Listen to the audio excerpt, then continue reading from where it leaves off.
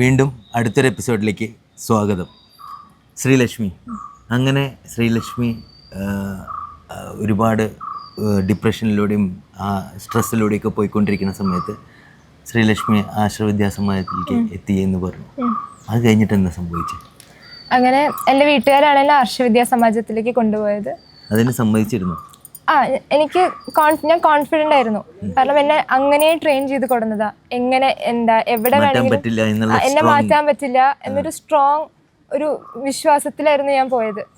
അങ്ങനെ ആർഷവിദ്യാസമാജത്തിൽ പോയപ്പോൾ അവിടെ പോകുന്ന സമയത്തും അവിടെയുള്ള എനിക്കൊരു ആശ്രമമാണ് എന്നായിരുന്നു ഒരു കോൺസെപ്റ്റ്. ആശ്രമം എന്ന് പറയുമ്പോൾ നമ്മുടെ നമ്മുടെ മനസ്സിലുള്ള ഒരു കോൺസെപ്റ്റ് ആയിരുന്നു. അപ്പൊ അവിടെ ഉള്ളവരെയും അവിടെ എന്നെ ക്ലാസ് എടുക്കാൻ വരുന്നവരും അവിടെയുള്ള ആചാര്യനെ വരെ ഞാൻ മതം മാറ്റും എന്നൊരു ഉറപ്പ് വിശ്വാസത്തിലായിരുന്നു ഞാൻ അവിടെ പോയത്. കാരണം അത്രയും എന്നെ ട്രെയിൻ ചെയ്തിരുന്നു. അങ്ങനെ ഞാൻ പോയി ക്ലാസ്സുകൾ അറ്റൻഡ് ചെയ്യാൻ തുടങ്ങി. അവിടുത്തെ അധ്യാപകന്മാർ എനിക്ക് ക്ലാസ്സസ് തരാൻ തുടങ്ങി. അതിൽ ഫസ്റ്റ് ക്ലാസ്സിൽ തന്നെ എൻ്റെ ഇസ്ലാമിലെ വിശ്വാസം ചെറുതായി ക്രാക്സ് വരാൻ തുടങ്ങിയിരുന്നു.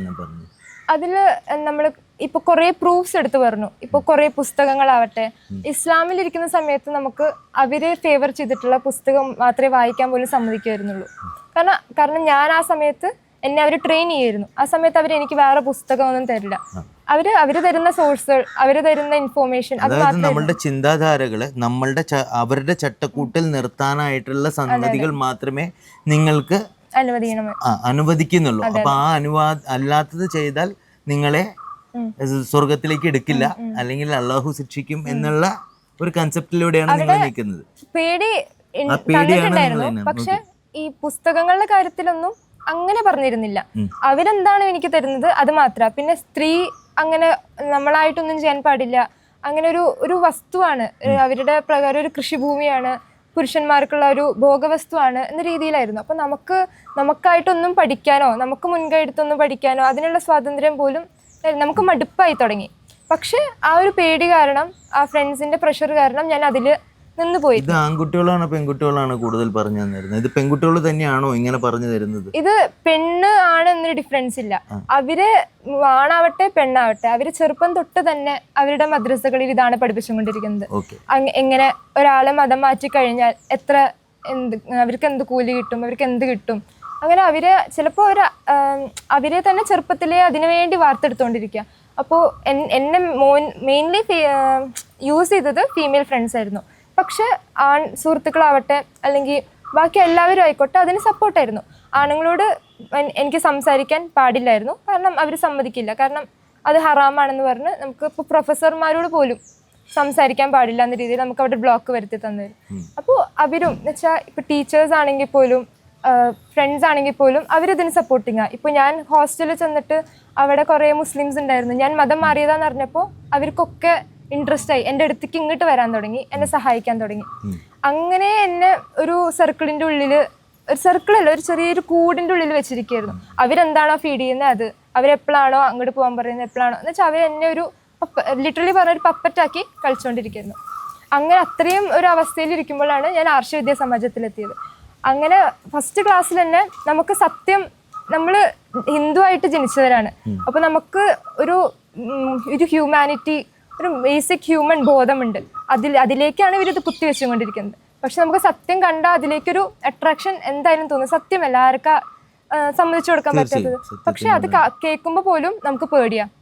സത്യമാണെങ്കിൽ പോലും അത് ഇസ്ലാമിനെതിരെയല്ലേ, അത്രയും നമുക്ക് ചിന്തിക്കാൻ പോലും അതിനെതിരെ ഒരു ചെറിയ ചിന്ത പോലും വന്ന ടെൻഷനും പേടിയാണ്. അങ്ങനെ ഫുൾ ഓൺ ഫ്രസ്ട്രേഷനാണ്. അങ്ങനെ ക്ലാസ്സസ് കേൾക്കാൻ തുടങ്ങി. ഇസ്ലാമിലെ ചെറിയ ചെറിയ അബദ്ധങ്ങളായിട്ട് പറഞ്ഞു തരാൻ തുടങ്ങി. എന്നെ ഇസ്ലാം മൊത്തത്തിൽ ഇങ്ങനെ പൊളിച്ചെടുക്കാവുന്ന രീതിയിൽ പോയി. അപ്പോഴെനിക്ക് കൺട്രോൾ പോയി. കാരണം അത്രയും ഞാൻ വിശ്വസിച്ചൊരു കാര്യത്തിൽ എഗെയിൻസ്റ്റ് പറയുമ്പോൾ അത്രയും ഫ്രസ്ട്രേഷൻ ആയിരുന്നു. അങ്ങനെ ഞാനൊരു ദിവസം അവിടെ നിന്ന് ഓടിപ്പോകാൻ വരെ പ്ലാൻ ഇട്ടിട്ടുണ്ടായിരുന്നു. ഒരു പോയിന്റ്, അതായത് ഇപ്പോൾ ഫോർ എക്സാമ്പിൾ നിങ്ങളുടെ അടുത്ത് പറയുന്നുണ്ടല്ലോ നിങ്ങൾക്ക് ഒരുപാട് ദൈവങ്ങളുണ്ട്, ഈ ദൈവങ്ങളൊക്കെ കാക്ക, പട്ടി, പൂച്ച അതിൻ്റെയൊക്കെ രൂപങ്ങളിലാണല്ലോ, ചില ദൈവങ്ങളുടെ തല അങ്ങനെയാണല്ലോ, അങ്ങനെയൊക്കെ ചോദിച്ചപ്പോൾ അതിനുള്ള ഉത്തരം ഇവിടുന്ന് കിട്ടിയോ? എന്താണ് പറഞ്ഞത്? ഇപ്പോൾ നമ്മുടെ ക്ലാസ്സസിൽ തന്നെ മതതാരതമ്യം എന്ന് പറഞ്ഞ കോഴ്സുകളുണ്ട്. അതിലാണെങ്കിൽ നമ്മൾ ഓപ്പൺ ഫ്രീ മൈൻഡഡ് ആയിട്ട് തന്നെ എല്ലാ മതങ്ങളും ഇപ്പോൾ കമ്പാരിറ്റീവ് റിലീജിയസ് സ്റ്റഡി എന്ന് പറയും. ഇസ്ലാം ആവട്ടെ സനാതന ധർമ്മം തന്നെ ആവട്ടെ, നമുക്ക് പരിശോധിച്ച് അത് ശരിയാന്ന് തോന്നിയാൽ മാത്രം പോയാൽ മതി. ആരും നമ്മളെ എല്ലാം പഠിപ്പിക്കുന്നു, എന്നിട്ട് എല്ലാത്തിനെയും താരതമ്യപ്പെടുത്തിയിട്ട് ഏതാണോ ബെസ്റ്റ് നിങ്ങൾക്ക് തോന്നുന്നത് അത് നിങ്ങൾക്ക് സ്വീകരിക്കാം എന്നുള്ള രീതിയിൽ. ബെസ്റ്റ് എന്ന് പറഞ്ഞ സനാതന ധർമ്മമാണ് സത്യം. നമ്മളിപ്പോ ഇസ്ലാമിൽ വരുമ്പോൾ നമുക്ക് കമ്പാരിറ്റീവ് സ്റ്റഡി അതിൽ നിന്ന് ഇസ്ലാം പറയുന്നത് എന്താണോ അത് വെച്ചിട്ട് തന്നെ, സനാതന ധർമ്മത്തിൽ എന്താണോ അത് വെച്ചിട്ട് തന്നെ നമ്മളോട് സംസാരിക്കും. ഇപ്പൊ ആചാര്യജിയെ സംസാരിച്ചപ്പോൾ നമ്മുടെ ഈശ്വരൻ പരമേശ്വരനാണ് നമ്മുടെ ദൈവം, അൾട്ടിമേറ്റ് ഗോഡ്. പക്ഷെ നമുക്ക് കുറെ ഈശ്വര പ്രതീകങ്ങളുണ്ട്, കുറെ അവതാരങ്ങളുണ്ട്. ശ്രീകൃഷ്ണൻ, ശ്രീരാമൻ, കുറെ അവതാരങ്ങളുണ്ട്. അങ്ങനെ എല്ലാവരും നമ്മുടെ ബേസിക് ഒരു ഹിന്ദു കോൺസെപ്റ്റിൽ ഇതൊന്നും നമുക്ക് പറഞ്ഞു കൊടുക്കാൻ അറിയില്ല. അവർ ചോദിക്കുമ്പോൾ നമ്മൾ വിചാരിക്കും നമ്മളെല്ലാവരും പ്രാർത്ഥിക്കുന്നുണ്ടല്ലോ, എല്ലാവരും ഇതാക്കുന്നുണ്ടല്ലോ. അപ്പം എന്താ, കാരണം നമുക്ക് ചെറുപ്പം തൊട്ടേ അതിന് എഡ്യൂക്കേഷൻ കിട്ടിയിട്ടില്ല. അങ്ങനെ കുറേ ഞാൻ എന്ത് ചോദ്യം ചോദിക്കും, ആചാര്യനായിട്ട് സംഭാഷണത്തിലുള്ള അവസരം കിട്ടി. ഞാൻ എന്ത് ചോദ്യങ്ങൾ ഇപ്പോൾ സനാതന ധർമ്മത്തിനെതിരെ ആയിക്കോട്ടെ ചോദിക്കുകയാണെങ്കിലും ഇസ്ലാമിന് അനുകൂലമായിട്ട് ചോദിക്കുകയാണെങ്കിലും എല്ലാത്തിനും എനിക്ക് ക്ലിയർ കട്ട് ആൻസേഴ്സ് കിട്ടിയിരുന്നു. അതാണ് ചോദിച്ചത്. ഇപ്പൊ ഞാൻ ചോദിച്ച ചോദ്യത്തിന് എന്തായിരുന്നു ഉത്തരം? അത് തന്നെയാണ് ഉത്തരം. നമ്മൾ ഈശ്വരൻ പരമേശ്വരനാണ് അൾട്ടിമേറ്റ് ഈശ്വരൻ. നമുക്ക് കുറെ ഈശ്വര പ്രതീകങ്ങൾ മാത്രം പറഞ്ഞുകൊണ്ട് അത് ആക്സെപ്റ്റബിൾ ആയോ? ആക്സെപ്റ്റ് എന്ന് വെച്ചാൽ അതിന് നമ്മുടെ ആധ്യാത്മിക ശാസ്ത്രം അത് ഒരു ഉത്തരം കൊണ്ട് മാറ്റാൻ പറ്റുന്ന സംശയങ്ങളല്ല. അതെന്ന് പറയുമ്പോൾ നമുക്ക് ബേസിക് തൊട്ട് പഠിച്ച് ഒരു കോഴ്സാണ്. സനാതനധർമ്മം ഒരു ശാസ്ത്രമാണ്, സയൻസാണ്. അത് നമുക്ക് ഒറ്റയടിക്ക് പഠിപ്പിച്ച് തീർക്കാം. കുറേ എന്ന് വെച്ചാൽ അത് അത്രയും ഡിവൈൻ ശാസ്ത്രമാണ്. അത് എത്ര പഠിച്ചാലും അങ്ങനെയാണ്. ഇസ്ലാം പോലെ ഒരു ബുക്കിൽ ഒതുങ്ങിയതല്ല, നമുക്ക് ഒരു ബുക്ക് വെച്ചിട്ട് സംസാരിക്കാൻ പറ്റിയതോ ഒന്നുമല്ല. അത് അത്രയും ഡിവൈനാണ്. അതിനാണ് ആർഷവിദ്യാ സമാജത്തിൽ അത് ബേസിക് ലെവൽ തൊട്ടിട്ട് ഒരു കുട്ടിയുടെ ലെവൽ തൊട്ടിട്ട് പഠിപ്പിക്കാൻ വേണ്ടി സ്കോളർഷിപ്പ് പദ്ധതികളും ആധ്യാത്മിക ശാസ്ത്രം കോഴ്സുകൾ, പിന്നെ യോഗവിദ്യ, അങ്ങനെ സനാതനധർമ്മം പറയുന്ന പ്രാക്ടീസുകളാവട്ടെ, ലോസ് ആവട്ടെ, തിയറീസ് ആവട്ടെ എല്ലാം അടക്കും ചിട്ടയായിട്ട് സിസ്റ്റമാറ്റിക് ആയിട്ട് പഠിപ്പിക്കുന്ന കോഴ്സുകളുണ്ട്. അപ്പോൾ അത് നമ്മുടെ കുട്ടികൾ ചെറുപ്പം തൊട്ട് അവർ പഠിച്ചുവെങ്കിൽ അവർക്ക് ഈ ചോദ്യം നേരിടാൻ പറ്റുമായിരുന്നു.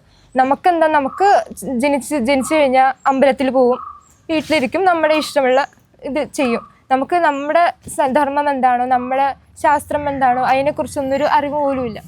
അങ്ങനെ ക്ലാസ്സുകൾ കിട്ടി തുടങ്ങിയപ്പോൾ എനിക്ക് മനസ്സിലാവാൻ തുടങ്ങി. ഇങ്ങനെ ആചാര്യജിയായിട്ട് എനിക്കൊരു സംഭാഷണത്തിലുള്ള അവസരം കിട്ടി. ദൈവാനുഗ്രഹം കൊണ്ട് അങ്ങനെ ഒരു അവസരം കിട്ടി. ആചാര്യജി ആയിട്ട് സംസാരിച്ചപ്പോൾ എനിക്ക് ഒരു പ്രത്യേകതരം അനുഭവമായിരുന്നു. നമുക്ക് അധ്യാപകരായിട്ട് സംസാരിച്ചപ്പോഴൊക്കെയും നമുക്ക് സനാതനധർമ്മം ശരിയുണ്ടോ എന്നൊരു സംശയം വരാൻ തുടങ്ങിയിരുന്നു. പക്ഷെ ആചാര്യജിയെ സംസാരിച്ചപ്പോഴാണ് എനിക്ക് ഇസ്ലാമിനെതിരെ ചിന്തിക്കാനുള്ള ഒരു എന്താ പറയുക ഒരു കോൺഫിഡൻസ് കിട്ടിയത്. കാരണം നമുക്ക് എല്ലാവർക്കും പ്രതിബദ്ധത സത്യത്തിനോടാണ്. നമ്മൾ ഒന്നിനും ബയാസ് ചെയ്തിട്ടല്ല വിശ്വസിക്കുന്നത്. ഇപ്പോൾ അള്ളാഹുവിന് വേണ്ടിയിട്ടല്ല, ഞാൻ വേറൊരു ഫ്രണ്ടിന് വേണ്ടിയിട്ട് ഒരിക്കലല്ല ഞാൻ ഒരു സാധനം വിശ്വസിക്കുന്നത്. എന്താണോ സത്യം അതിനോടാണ്. ആ സമയത്ത് അവർ സത്യം ഇതാണെന്ന് പറഞ്ഞ് എന്നെ ബ്രെയിൻ വാഷ് ചെയ്ത് അതിലേക്ക് കൊണ്ടുപോയി. അല്ലാണ്ട് ഞാൻ അവർക്ക് വേണ്ടി അങ്ങനെയായിരുന്നില്ല. അതുപോലെ തന്നെ ആ ഒരു ഇസ്ലാമിന് വേണ്ടി ഞാൻ ഇത്ര എന്താ പറയുക അടക്കം ചുട്ടിയോടെ അവരുടെ കാര്യങ്ങൾ പഠിക്കാനും അവരുടെ കാര്യങ്ങൾ പ്രാക്ടീസ് ചെയ്യാനും അവർക്ക് വേണ്ടി എന്തും ചെയ്യുമെന്ന് പറഞ്ഞ് നിൽക്കുകയാണെങ്കിൽ സത്യമായ സനാതനധർമ്മത്തിന് വേണ്ടി എന്തുകൊണ്ട് എനിക്ക് ആ ഒരു ടൈം ഇൻവെസ്റ്റ് ചെയ്തുകൂടാ? ടൈം ഇൻവെസ്റ്റ് ചെയ്യുക, അതിലെ സയൻസുകൾ ലൈക്ക് വെർത്ത് ഇട്ടാണ്. ഇപ്പോൾ അതിലെന്ത് ശാസ്ത്രങ്ങളാണെങ്കിലും എല്ലാം നമുക്ക് പുരോഗതി, നമുക്കും നമ്മുടെ സമാജത്തിനും പുരോഗതി ഉണ്ടാക്കുന്നതാണ്. ഒരിക്കലും നമ്മുടെ പേഴ്സണൽ കാര്യങ്ങൾക്ക് മാത്രമായിട്ടുള്ളതല്ല, അത്രയും വിശാലമായിട്ടുള്ള ഒരു ശാസ്ത്രമാണ്. അപ്പോൾ എന്തായാലും ആ കോഴ്സുകൾ പഠിച്ചു കഴിഞ്ഞാൽ 100% ആർഷവിദ്യാ സമാജത്തിലെ കോഴ്സുകളും ആചാര്യജിയെ സംസാരിച്ചു കഴിഞ്ഞാൽ 100% ഒരാൾക്കും തിരിച്ച് വരാതിരിക്കാൻ പറ്റില്ല. അത്രയും സ്ട്രോങ്ങും അത്രയും സിസ്റ്റമാറ്റിക്കുമാണ്. കാരണം അവിടെ വരുന്നവരാകട്ടെ എല്ലാവരും അത്രയും ഡീപ്പായിട്ട് ബ്രെയിൻ വാഷ് ചെയ്തിട്ട് വരുന്നവരാണ്, ബ്രെയിൻ വാഷിങ് കടന്നുപോയി വരുന്നവരാണ്. അപ്പോൾ അവർക്ക് അത്രയും എന്ന് വെച്ചാൽ ഒന്നും കേൾക്കാനുള്ള മൈൻഡ് സെറ്റ് പോലും ഇല്ലാതെ അലറി ഇതാക്കി അങ്ങനെയുള്ളവർക്ക് ഇത് കേൾക്കുമ്പോൾ എങ്ങനെ മനസ്സിലാക്കാൻ പറ്റുന്നു? അത്രയും അത്രയും ബ്രെയിൻ വാഷ്ഡായി വരുന്ന ആൾക്കാർ ഈ ആർഷവിദ്യാ സമാജത്തിൽ വന്ന് കോഴ്സുകളും ക്ലാസ്സസും ആചാര്യജയെ സംസാരിച്ചിട്ട് എങ്ങനെ തിരിച്ചു വരുന്നു? അത് തന്നെ അതിനുള്ള ഉത്തരമാണ്. അത്രയും സ്ട്രോങ്ങും അത്രയും സിസ്റ്റമാറ്റിക്കും അത്രയും ട്രൂത്താണ് സനാതനധർമ്മവും ആർഷവിദ്യാ സമാജത്തിലെ കോഴ്സുകളും. അങ്ങനെ അപ്പോൾ ഈ ഒരു കാലയളവിൽ, അതായത് ഇങ്ങനൊരു ഫ്രണ്ട്സിൻ്റെ പ്രഷറുകൾ ഉണ്ടായിരുന്ന ഒരു കാലയളവിൽ ഇതൊക്കെ കഴിഞ്ഞ് വീട്ടിലേക്ക് വന്ന ഒരു സമയമുണ്ടല്ലോ, അതായത് ഇസ്ലാമിലേക്ക് തിരിഞ്ഞ് അതിൻ്റെ വിശ്വാസങ്ങൾ മനസ്സിൽ കൊണ്ട് നടക്കുമ്പോൾ വീട്ടിലേക്ക് എന്തായിരുന്നു വീട്ടുകാരുടെ പ്രതികരണം? എങ്ങനെയായിരുന്നു ഇത് അച്ഛനമ്മയുടെയും പ്രതികരണം ഇസ്ലാമിൽ ഇരിക്കുമ്പോൾ? അച്ഛനമ്മ എന്ന് പറയുമ്പോൾ അച്ഛൻ എല്ലാവരും അമ്മ അച്ഛമ്മ ആയിക്കോട്ടെ അവർക്ക് താങ്ങാൻ പറ്റുന്നുണ്ടായിരുന്നില്ല. അച്ഛനാണെങ്കിലും ഇത് പറഞ്ഞപ്പോൾ എന്താണ് അവരുടെ പ്രതികരണം? പൊട്ടിക്കരഞ്ഞു, കാല് പിടിച്ച് അപേക്ഷിച്ചു. ഇത് നമ്മൾ ജനിച്ചത് ഹിന്ദു ആയിട്ടാണ്, നമുക്കിത് വേണ്ട. കാല് പിടിച്ച് അപേക്ഷിച്ചു, കരഞ്ഞു. പക്ഷെ അച്ഛനാണ് മുൻകൈ എടുത്ത് തന്നെ ആർഷവിദ്യാ സമാജത്തിലേക്ക് കൊണ്ടുപോയത്. അതിനെനിക്ക് അച്ഛനോട് തീരാത്ത നന്ദിയും കടപ്പാടും ഉണ്ട്. കാരണം ആർഷവിദ്യാ സമാജത്തിൽ വന്നില്ലായിരുന്നെങ്കിൽ ഞാൻ ചിലപ്പോൾ ഈ ഭൂമിയിലേ ഉണ്ടായിരിക്കില്ല. അങ്ങനെ ഒരു അവസ്ഥയിലേക്ക് പോയേനെ. ചിലപ്പോൾ ഇന്ന് പ്രോഗ്രാമിന് കണ്ടിട്ടുണ്ടാവുമല്ലോ, അങ്ങനെ ഒരു ഹ്യൂമൻ ബോംബോ അല്ലെങ്കിൽ വേറെ എന്തായെങ്കിലും ഞാൻ ആ രീതിയിൽ പോയേനെ. എന്തെങ്കിലും എപ്പോഴെങ്കിലും ഒരു സംസാരം ഉണ്ടായിട്ടുണ്ടോ? Of course. ഇസ്ലാമിലും എന്തും ചെയ്യാന്ന് പറഞ്ഞാൽ തന്നെ മരിക്കുക ഈസി അല്ലേ? കാരണം അതിനുവേണ്ടി അവളെ സ്വർഗം കിട്ടും. നമ്മൾ അത്താറ് പോയിന്റിൽ എത്തിക്കഴിഞ്ഞാൽ അവിടെ മരണമൊന്നുമല്ല. അത്രയും നമ്മളെ ബ്രെയിൻ വാഷ്ഡാണ്. നമുക്ക് സാധാ ഇങ്ങനെ പറയുമ്പോൾ നമുക്ക് മനസ്സിലാവില്ല. അതിലൂടെ കടന്നുപോയി അല്ലെങ്കിൽ അങ്ങനെ കടന്നുപോയ ഒരാളോട് സംസാരിക്കുമ്പോഴാണ് അതിൻ്റെ തീവ്രത നമുക്ക് മനസ്സിലാവുള്ളൂ. അത്രയും ബ്രെയിൻ വാഷ്ഡ് ആയിരിക്കും. നമുക്ക് തന്നെ മനസ്സിലാവില്ല നമ്മൾ ഇതിൻ്റെ ഉള്ളിൽ പെട്ടിരിക്കുകയെന്ന്. ഇവിടെ വന്ന് അജനൊക്കെ ആയിട്ട് സംസാരിച്ച് നമ്മളിങ്ങനെ കുറേ കുട്ടികളെ കാണുമല്ലോ ഡെയിലി വരുന്നത്. അപ്പോൾ അവരെ കാണുമ്പോഴാണ് നമുക്ക് ഈശ്വര എത്രത്തോളം നമ്മളെ അപ്പം ഞാൻ അങ്ങനെ ആലോചിക്കും എന്തൊക്കെ അവർ എനിക്ക് പഠിപ്പിച്ചു തന്നിട്ടുണ്ട്, എന്തൊക്കെ അവർ ചെയ്തിട്ടുണ്ട്. അപ്പോഴൊക്കെ എനിക്ക് കൃത്യമായിട്ട് മനസ്സിലാവും ഇതൊക്കെ ഒരു പ്ലാനിങ് ആയിരുന്നു എന്ന്. കാരണം ഓപ്പൺ ആയിട്ട് ഫ്രീ ആയിട്ട് ചിന്തിച്ച് നോക്കുമ്പോൾ ഒബ്വിയസ്ലി ആർക്കാണെങ്കിലും അത് മനസ്സിലാവും. വീട്ടിൽ വിളക്ക് വെക്കാറുണ്ടോ? ഓ, സ്ഥിരമായിട്ട് ചെറുപ്പം മുതൽക്ക് വിളക്ക് വെക്കായിരുന്നു. ഇതെന്തുകൊണ്ട് ചോദിച്ചില്ല? എന്തിനു വേണ്ടിയിട്ടാണ് ഈ വിളക്ക് വെക്കുന്നത് അല്ലെങ്കിൽ നാമം ചൊല്ലുന്നത്? ഞാൻ ചെയ്യുമായിരുന്നു. പക്ഷെ അഭിനയിക്കും, അല്ലെങ്കിൽ ഇസ്ലാം പദങ്ങളോ അത് പറയും, അല്ലെങ്കിൽ അവര് ഈശ്വരന്മാരെ ചീത്ത വിളിക്കും, തെറി വിളിക്കും. അമ്പലങ്ങളിൽ ഞാൻ പോവും. ചെറിയൊരു ചെറിയ കുട്ടിയായിരുന്നപ്പോ മോൾക്ക് വീട്ടില് ഈ എല്ലാ ചടങ്ങുകളും അല്ലെങ്കിൽ വിളക്ക് വെക്കലും കാര്യങ്ങളൊക്കെ ഉണ്ട്. അപ്പോൾ അന്നും ചോദിക്കാൻ ഒരു തോന്നല് വന്നില്ല? ഞാൻ ചോദിക്കാൻ ഒരവസ്ഥ ഉണ്ടാക്കിയിട്ടില്ല. കാരണം എന്റെ ഫ്രണ്ട്സ് അത്രയും തന്നെ ട്രെയിൻ ചെയ്ത് ഇപ്പൊ ഞാൻ വീട്ടുകാരുടെ പിടിയിൽപ്പെട്ട ഞാൻ സുഖമായിട്ട് പോരും. അത് ഈ പ്ലസ് ടുവിന് വന്നതിന് ശേഷമാണല്ലോ. അതിന് മുമ്പേ ഒരു കാലഘട്ടം ഉണ്ടല്ലോ, ഒരു കുട്ടിയായിരുന്ന അപ്പോഴെപ്പോഴെങ്കിലും ഒരു 7ാം ക്ലാസ് 8ാം ക്ലാസ് ഒക്കെ പഠിക്കുന്ന സമയത്ത് ചോദിക്കാൻ തോന്നിയിട്ടില്ല ഇതെന്തിനാണ് നമ്മൾ വിളക്ക് എത്തിക്കുന്നത്, എന്തിനാണ് നാമം ചൊല്ലുന്നത്? വിളക്കിന്റെ കാര്യം ഞാൻ ചോദിച്ചിട്ടില്ല. സത്യം പറഞ്ഞാൽ ഞാൻ അതിനെക്കുറിച്ച് ചിന്തിച്ചിട്ടില്ല. അല്ലാത്ത നമ്മുടെ ആചാരങ്ങളാവട്ടെ അതിനെക്കുറിച്ചൊക്കെ ഞാൻ ചോദിച്ചിട്ടുണ്ട്. നമ്മൾ കുറെ നമ്മുടെ പാരമ്പര്യമായിട്ട് കൈമാറി വരുന്ന കുറെ ഉണ്ട്. ശാസ്ത്രീയമല്ലാത്തതും ശാസ്ത്രീയമായതൊക്കെ ഉണ്ടാവും. പക്ഷെ നമ്മൾ ചോദിക്കുമ്പോൾ ഉത്തരമില്ല. എനിക്ക് ക്ലിയർ ആയിട്ട് എന്തൊക്കെ ചോദ്യങ്ങളായിരുന്നു എന്ന്. പക്ഷെ ആ സമയത്ത് അത് കാരണമാണ് ഞാൻ എൻ്റെ ധർമ്മത്തോട് തന്നെ ഒരു കൂറില്ലാതെ ഒരു സ്നേഹമില്ലാതെ അങ്ങനെ ഒരു രീതിയിൽ പോയത്. അപ്പൊ ഇപ്പോ അതിനെ കുറിച്ചിട്ടൊക്കെ ഒരാൾ ചോദിച്ചു കഴിഞ്ഞാൽ ഉത്തരം പറയാൻ ഒരു പവർ കിട്ടിയോ? ഉത്തരം പറയാൻ പറ്റും എന്നുള്ള വിശ്വാസമായോ? ഉണ്ട്. ഞാൻ ഇപ്പോ പഠിച്ചുകൊണ്ടിരിക്കുകയാണ്. അപ്പോൾ എനിക്ക് അറിയാവുന്നത് വെച്ചിട്ട് എനിക്ക് ഉത്തരം പറയാൻ പറ്റും. ഞാൻ ഇപ്പോഴും കോഴ്സുകൾ അറ്റൻഡ് ചെയ്തുകൊണ്ടിരിക്കുകയാണ്. അവിടെ ഫുൾ ടൈമറായിട്ട് അപേക്ഷ കൊടുത്ത് അവിടെ ട്രെയിനിങ് കടന്നു പോയിക്കൊണ്ടിരിക്കുകയാണ്. ആചാര്യജിയുടെ അണ്ടറിലുള്ള ട്രെയിനിങ്ങും അങ്ങനെ ചെറിയ രീതിയിൽ ഇപ്പോൾ പ്രോഗ്രാംസിനാണെങ്കിലും ക്ലാസ്സസ് എടുക്കാൻ അങ്ങനെ ചെറിയ ട്രെയിനിങ് കടന്നു പോയിക്കൊണ്ടിരിക്കുകയാണ്. അപ്പോൾ ഇതുവരെ ഞാൻ ചോദിച്ച സംശയങ്ങൾക്കും ക്ലാസ്സസിലും വെച്ചിട്ടുള്ള ഉത്തരങ്ങൾ എനിക്ക് പറയാൻ പറ്റും. ഞാൻ എല്ലാം തികഞ്ഞു എന്ന് പറയുന്നില്ല. കാരണം സനാതന ധർമ്മം ഒരു 2-3 ക്ലാസ്സസ് കൊണ്ട് തീരുന്നതല്ല. ഞാൻ മാറിയിട്ട് ആകെ 10-11 മാസം ആയിട്ടുള്ളൂ. അപ്പം അതിലൂടെ എനിക്ക് പഠിക്കാൻ പറ്റുന്നതൊക്കെ ഞാൻ പഠിച്ചിട്ടുണ്ട്. ഇനി പഠിക്കണം എന്നൊരു ആഗ്രഹമുള്ള കുട്ടിയാണെങ്കിൽ ഫ്രീ നമുക്ക് കുറേ കോഴ്സുകളുണ്ട് അതിന് തന്നെ. അപ്പോൾ അതിലൂടെ പഠിക്കാൻ പറ്റും. ഇപ്പോൾ ആചാര്യജിയുടെ സംഭാഷണത്തിലൂടെയോ കോഴ്സുകളിലൂടെയോ അത് കുറേ മാർഗ്ഗങ്ങളുണ്ട്. നമുക്കിപ്പോൾ ഒന്നുമില്ല എന്ന് പറയാൻ പറ്റില്ല. കാരണം ആചാര്യജി അത്രയും സിസ്റ്റമാറ്റിക് ആയിട്ട് കോഴ്സുകളെല്ലാം ഉണ്ടാക്കിയിട്ടുണ്ട്. അപ്പോൾ നമ്മൾ ആ ഒരു അവസ്ഥയിലല്ല, നമുക്കുണ്ട്. പക്ഷെ നമ്മളത് പ്രയോജനപ്പെടുത്തണം, അതിൽ കൂടണം. അതാണ് ഇപ്പോൾ ഉള്ളത്. അപ്പോൾ അങ്ങനെയാണ് ഞാൻ ഇപ്പോൾ ഇങ്ങനെ സന്തോഷമായിട്ടിരിക്കുന്നത്. ആചാര്യജിയെ സംസാരിക്കാൻ പറ്റി അദ്ദേഹത്തിൻ്റെ അനുഗ്രഹം കാരണം, പരമേശ്വരൻ്റെ അനുഗ്രഹം കാരണം, എൻ്റെ അച്ഛൻ മുൻകൈ എടുത്തിട്ട് എന്നെ കൊണ്ടുപോയത് കാരണം, അങ്ങനെ കുറേ പേര് കാരണമാണ്. അവരോടൊക്കെ എനിക്ക് അത്രയും നന്ദിയുണ്ട്. ഞാനിപ്പോൾ ചിരിച്ച് ഇവിടെ സംസാരിക്കുന്നുണ്ടെങ്കിൽ അത് അവർ കാരണം തന്നെയാണ്. അച്ഛനും അമ്മയും ഒക്കെ ഇത് കഴിഞ്ഞ് ആർഷവിദ്യാസമാജത്തിൽ വന്നതിന് ശേഷം ഈ ഒരു മാറ്റം കഴിഞ്ഞപ്പോൾ എങ്ങനെയാണ് ഇപ്പം നിങ്ങളുടെ ഫീൽ ഓവറോൾ?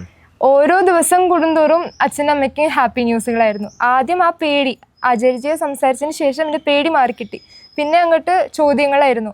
നമുക്ക് കുറേ ചോദ്യങ്ങൾ ഉള്ളിൽ വെച്ചിരിക്കുന്നുണ്ടാവുമല്ലോ, നമ്മൾ എന്താണ് ഇങ്ങനെ ചെയ്യുന്നത്, അങ്ങനെ കുറേ ചോദ്യങ്ങളായിരുന്നു. അപ്പോൾ ഉത്തരം കിട്ടും തോറും നമ്മൾ കൺവിൻസ്ഡ് ആണ്. നമ്മൾ ആ സ്റ്റേജിലാണ്, ബാക്ക് ടു സനാതന ധർമ്മ സ്റ്റേജിൽ പോയിക്കൊണ്ടിരിക്കുക. അപ്പം എൻ്റെ അച്ഛനും അമ്മയ്ക്കും കിട്ടിയിരുന്ന അപ്ഡേറ്റ്സ് വെച്ചിട്ട് ഇസ്ലാം വിട്ട് കഴിഞ്ഞാൽ തന്നെ ഒരു മനുഷ്യനായി. അത്രയും സമയം ഒരു മൃഗത്തിൻ്റെ ഒരു തീവ്രവാദിയുടെ ചിന്താഗതിയാണ്. അത് വിട്ട് കഴിഞ്ഞാൽ തന്നെ മനുഷ്യനായി. അത് നമുക്ക് തന്നെ ഫീൽ ചെയ്യാം. അപ്പോൾ ഫ്രീഡം ഇപ്പം ഞാൻ എൻജോയ് ചെയ്യുമ്പോൾ ഇപ്പം എനിക്ക് മനസ്സിലാക്കാൻ പറ്റും അത്രയും കേജ്ഡ് ആയിരുന്നു എന്ന്. കാരണം ഫ്രീഡം എന്താണെന്ന് അറിയുമ്പോഴാണ് നമ്മൾ ഫ്രീഡം ഇല്ലാത്തൊരവസ്ഥയുടെ ബുദ്ധിമുട്ട് മനസ്സിലാക്കുന്നത്. ഇപ്പം ഞാൻ അത്രയും ഫ്രീഡം ഇത്ര ഹാപ്പി ആയിട്ട് ഇരിക്കുമ്പോൾ എനിക്ക് മനസ്സിലാവും ഞാൻ ആ സമയത്ത് എത്രത്തോളം കേജ്ഡ് ആയിരുന്നു, എത്രത്തോളം ഒരു ഹെൽപ്ലെസ് ആയിരുന്നു എന്ന്.